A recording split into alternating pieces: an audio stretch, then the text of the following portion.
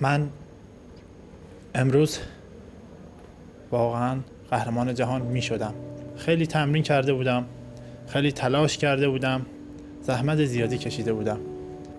من امروز سنگین ترین مسابقات داشتم با قهرمان المپیک، با برنز المپیک و تمام حریفان دیگر. همه را بردم.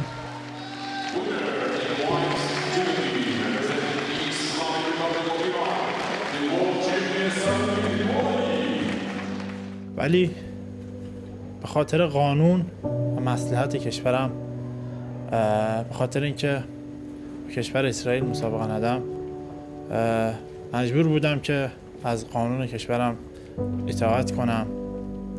بله، این قانون کشور من هست و وزارت ورزش و کمیته ملی المپیک امروز به من گفتن که کشتی نگیرم، مسابقه جودو ندهم و من هم به خاطر قانون کشورم مسابقه ندادم.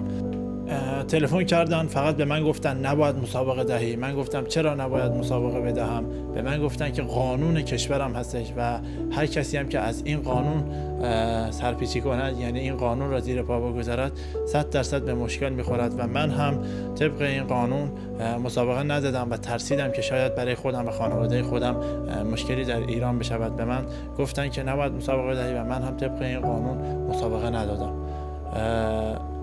همین بود. و برای برنز هم من فکر کنم 10 واعظ بیشتر مسابقه ندادم. یعنی من راحت میتونستم مدال امروز بگیرم، ولی به خاطر قانون کشورم، به خاطر من فایتر هستم. من هر جا مسابقه باشد، در همه جا من مسابقه میدم، ولی من در کشوری زندگی میکنم که قانون به من اجازه نمیدهد. چون اگر من مسابقه دهم، برای من بعدا مشکل می شود و این قانون را زیر پا می گذارم و برای من بعدها مشکل می شود، پرابلم می شود.